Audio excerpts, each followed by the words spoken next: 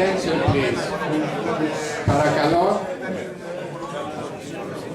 Εύχομαι σε όλους μια καλή χρονιά με υγεία, ευτυχία και ό,τι καλύτερο για τη χώρα μας. Έχουμε την τιμή απόψε να φιλοξενούμε τον Dr. Michael Bacales. Όσοι ζήσαμε στο Illinois ξέρουμε και όσοι ασχολούνται με την πολιτική ή την εκπαίδευση, την παιδεία επίσης τον γνωρίζουν. Έχει πολλά χρόνια ασχοληθεί με την εκπαίδευση των ΗΠΑ. Θα πω επιτροχάδια γιατί δεν μπορούσα να μιλάω όλο το βράδυ για τον Dr. Bacales. Έχει υπάρξει υφυπουργός παιδείας στην πολιτεία του Illinois, υπουργός οικονομικών πάλι στην πολιτεία του Illinois, η οποία όλοι γνωρίζουμε είναι μεγαλύτερη από την Ελλάδα. Θα έλεγα ότι ήταν υποψήφιος κυβερνήτης σε μια εποχή που ήταν δύσκολη για το Δημοκρατικό Κόμμα και έτσι έχασε τη θέση του κυβερνήτη για το Illinois που βγήκε ο Republican. Θέλω να μην μακρηγορήσω, θα μπορούσα να σας πω πολλά για τη σταδιοδρομία του κ. Μπακάλη, αλλά κάτι φτιάχνει τώρα τελευταία που είναι πολύ πρωτοποριακό και πριν δώσω το λόγο στον κύριο Μπακάλη, θέλω να ευχαριστήσω όλους και ιδιαίτερα τον πρόεδρο της Ελληνοαμερικανικής Ένωσης, επίσης πολιτικό του Δημοκρατικού Κόμματος, πολλά χρόνια εκλεγμένο σε άλλη πολιτεία, στο Νιου Χαμψάιρ, πρόεδρος της Βουλής, ήταν υποψήφιος κυβερνήτης επίσης με τους Democrats, πρόεδρος της Βουλής. Κύριε Πρόεδρε, πού είστε? Ευχαριστούμε για την τιμή και για την αίθουσα που μας παραχωρήσατε.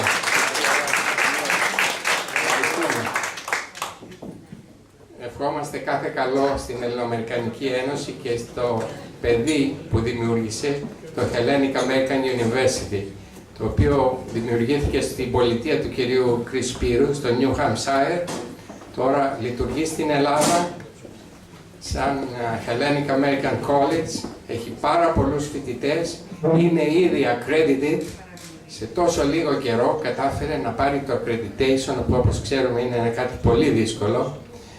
Και όμως είμαστε όλοι περήφανοι που είμαστε σε αυτό το κτίριο που φιλοξενεί το νέο αυτό πανεπιστήμιο που είναι δημιούργημα εδώ της Ελληνοαμερικανικής Ένωσης και ιδιαίτερα του κ. Κρυσπύρου. Και επίσης να συγχαρούμε τον πρόεδρο του Πανεπιστημίου, τον κύριο Λεωνίδα Φιβοκόσκο, ο οποίος ετοιμάζει ένα συνέδριο εκπαιδευτικό αύριο και έχω προσκλήσεις για όσους ενδιαφέρεστε και στην είσοδο. Έχει θέμα ιδιωτικό σχολείο και ανάπτυξη. Έχει πολύ καλούς ομιλητές και νομίζω ότι θα δώσει ένα έναυσμα καινούριο για την ελληνική παιδεία, γιατί όλα, όπως ξέρουμε, ξεκινάνε από την παιδεία. Δεν θέλω να μακρηγορήσω, θέλω να δώσω το μικρόφωνο στον Dr. Bacales και τον ευχαριστούμε πολύ για την τιμή να είναι απόψε μαζί μας. Να μας πει what's happening now, Dr. Bacales, with your schools, new schools now, something very, very special.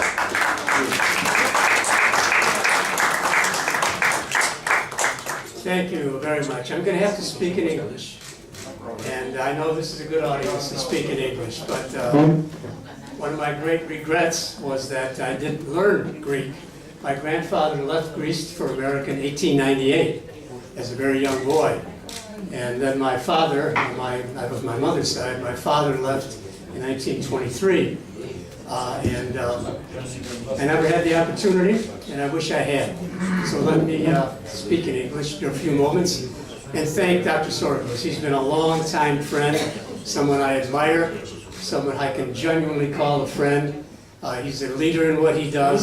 He's been my friend for probably 30 years, and I appreciate that friendship. And Chris Spiro back there, I learned all my politics from Chris, and he's a wonderful leader himself, and what he's done with the Hellenic American University, along with Dr. Koskos, I think is a very, very wonderful thing. Let me just say a few words. I don't want to speak very long. I'd be happy to talk to you individually about what I'm doing now. I'll just give you a capsule summary of what I'm going to talk about tomorrow, a very, very capsule summary of what I'm going to talk about. American education for a long time, for probably 200 years at least, which isn't long, I know, in Greek history, but in American history, that's a long time. For 200 years has been basically a monopoly. It's been a monopoly of public education, which served the country well. It made opportunities for people like myself and yourselves and my brother and my children and my grandchildren now to succeed and to move ahead. But monopolies of any kind get stale, they get hard, they get unresponsive, they get arrogant. And that has happened. That has happened in American education.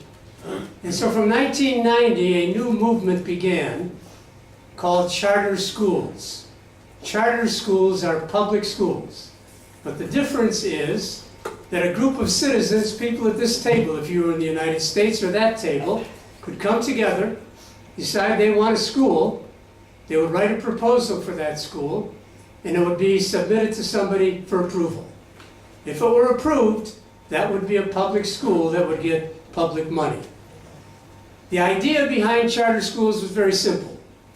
We will release you from rules, regulations, bureaucracy, so you can have freedom to be innovative, to create new things, just start new ideas, be entrepreneurs of education. In return for that freedom, however, if you didn't perform, the school would be closed down. Everybody would lose their job. The teachers would lose their job, the principal would lose his job or her job, everybody would lose. That was the arrangement. Give people freedom to be entrepreneurs in education, hold them very highly accountable. If they don't work, close it down. That movement has slowly grown. It's very slow. It's about 5 or 6% of the American students today go to those kind of schools, but it's growing every year. So the monopoly that I talked about is being cracked. That's one way. A second way is what's called vouchers. Vouchers are simply the government gives a family a check for X amount of dollars. That family can cash that check into any school they want to go to. They are not restricted to go to a particular school in a state.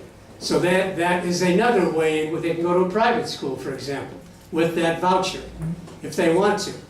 As I'm sure you all know, in America there is a strict separation of church and state, much more strict, I think, than here. And so consequently, it is still embroiled in a lot of legal kind of battles. But that's the second thing. The first was charters, the second is vouchers, and the third is homeschooling. People, parents saying, I don't want to send my child to that school. I don't want to because I don't like the curriculum, or I think it's too dangerous. In many of our schools in our big cities, and where I live in Chicago, there are gangs, there are drugs, there's violence, people are getting killed on the streets, students getting killed, being shot. So parents say, I don't want any of that. I will educate my own child at home. I will educate them at home, and then they can go apply to any university. So homeschooling is slowly growing as well. So this monopoly, which was so prominent in the country, is beginning to crack. It doesn't mean public schools are all bad. I don't want to give you that impression. Many, many public schools are excellent public schools. Excellent public schools. But people want choice. That's the major movement running through the United States today. They want choice and they want options. After all, freedom really means choice. If you don't have choice, you have no freedom. So that's what people are asking for in the United States. And I don't say it's easy. The unions are against it, as you might guess. Many school administrators, public school, are against them. That's not surprising either, because they see this monopoly, which they have controlled for over 200 years, being challenged, being cracked, ever so little, but still being cracked. But it's important, I think, that people have options, people have choices. In my country, as you know, it's not like here. We do not have a centralized system of education at all. In the United States Constitution, the word education doesn't even, you can't find it. It's not in there. Because in my country, the United States of America gave education responsibility to each of the 50 states. They're the ones who have the responsibility. They, in turn, give it to local boards of education that are made up of lay people. They don't have to be educators. They could be the barber. It could be a maid. It could be a gas station attendant. Those are the people who run our schools. It is a democratically run system. It has its flaws and it has its strengths. But I do believe that when people are empowered to make choices and have options, they will do the best thing for their education.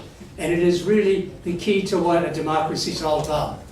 One of my heroes was an American president, Thomas Jefferson. He was a Renaissance man. He knew Greek, he knew Latin, he knew the classics. He was a Renaissance, a truly genius man. And he said, I think, something that's very important. He said, if a nation expects to be ignorant and free, it expects what never was and never will be. Democracy must be tied directly to an educated citizenry, and freedom means choice and opportunity. So it's an exciting time. Exciting time. My organization, we run 13 schools in Illinois, Indiana, Missouri. We will open one in Michigan next year, and another one in Wisconsin the year after that. And we are now moving into the private school arena as well. And we will have our first private independent high school as well, and perhaps even move into the higher education realm as well. Again, I don't want to take all your time. You didn't hear me speak, but I thank you for giving me the opportunity, and thank you for welcoming me here.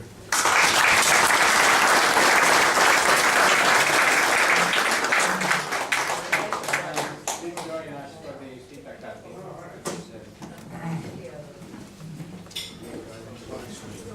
Τα μέλη του Διοικητικού παρακαλώ να έρθουν.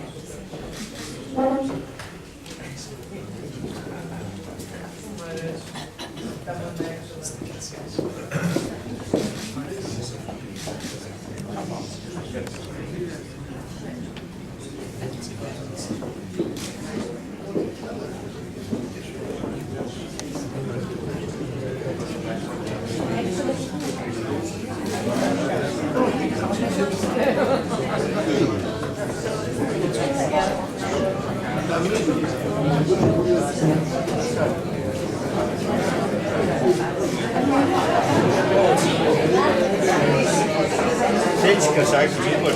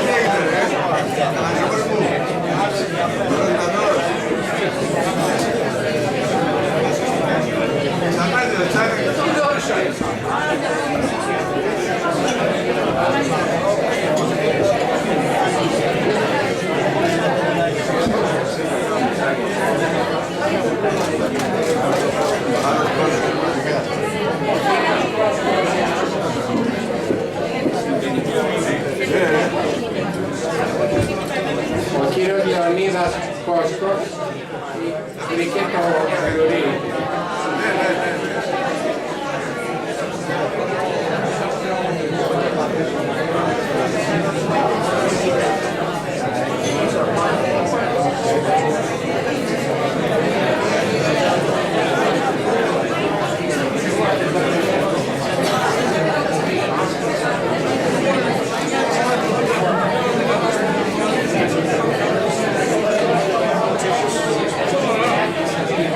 Σας